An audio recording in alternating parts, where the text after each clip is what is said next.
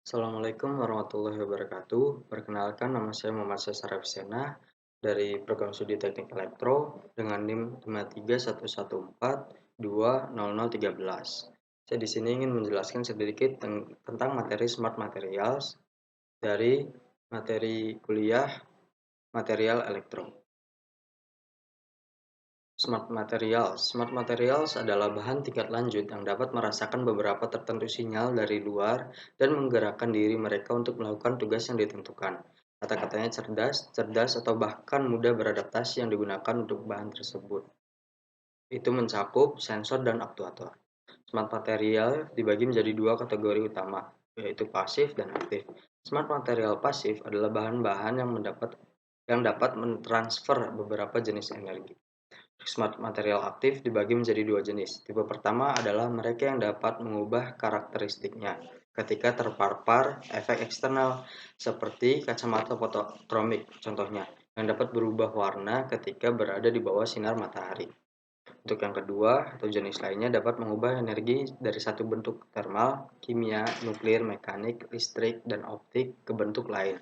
Contohnya ada sel surya atau LED yang dapat mengubah dari tenaga surya menjadi energi listrik atau dari energi listrik menjadi cahaya. Tipe-tipe dari smart material yaitu ada di sini pertama adalah Sharp Memory Alloys atau SMA.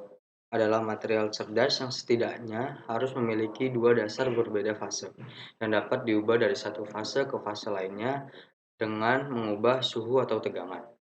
Jenis bahan pintar ini dapat menunjukkan beberapa fitur seperti termoelastisitas, superelastisitas, dan kapasitas redaman yang menggambarkan mengapa jenis bahan ini unik. Pengaplikasiannya ada pada di bidang medis, kedirgantaraan, robot mikro, dan lain-lain.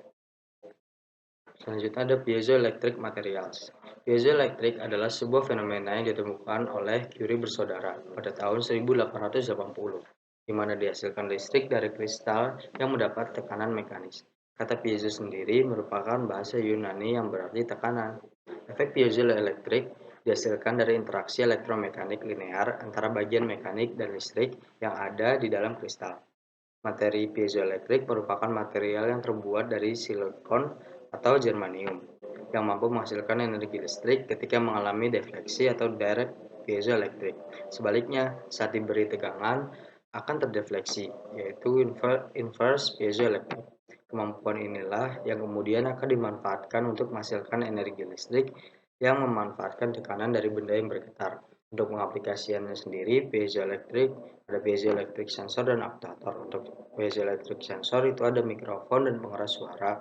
Lalu ada piezoelectric pickup untuk gitar, ada biosensor untuk menghidupkan alat pacu jantung, dan ada pendeteksian dan pembangkitan gelombang sonar. Untuk piezoelectric aktuator ada injektor, pembersihan ultrasonik, pengelasan ultrasonik, dan ada penyesuaian optik. Selanjutnya ada magnetostrictive material.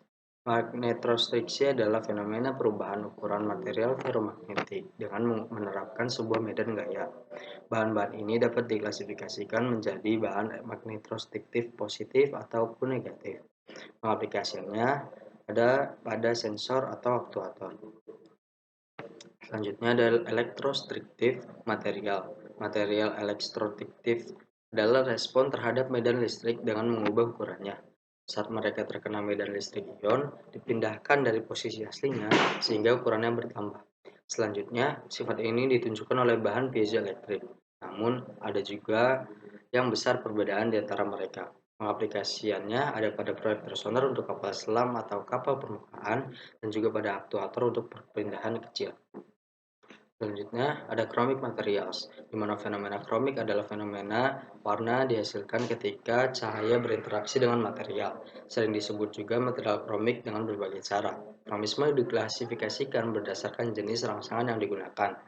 Termokromisme adalah kromisme yang diinduksi oleh panas, yaitu perubahan suhu. Ini adalah kromisme yang paling umum digunakan daripada semuanya.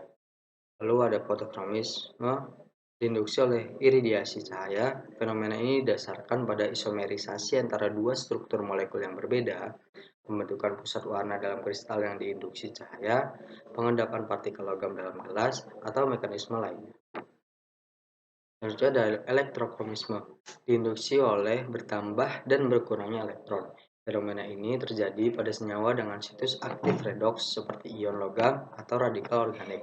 Yang terakhir ada solvatokromisme, tergantung pada polaritas pelarutnya.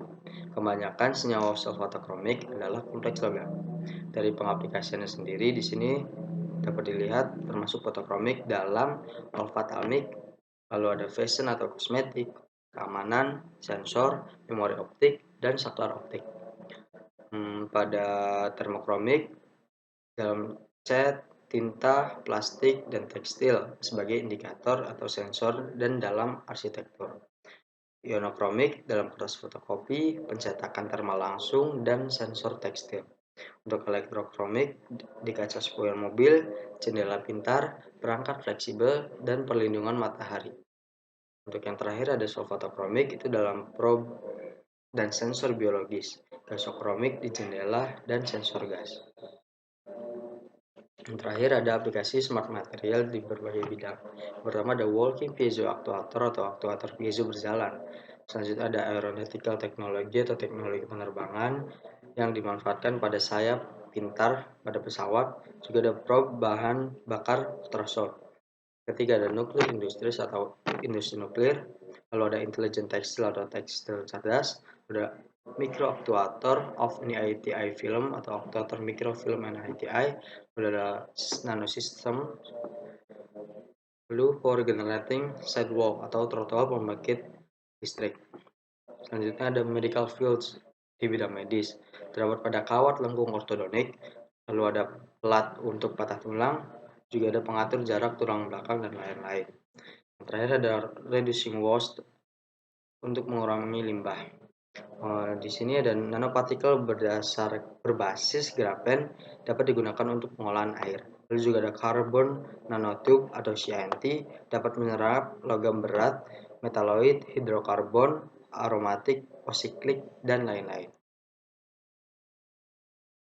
Cukup sekian dari saya, kurang lebihnya mohon maaf. Saya ucapkan terima kasih. Wassalamualaikum warahmatullahi wabarakatuh.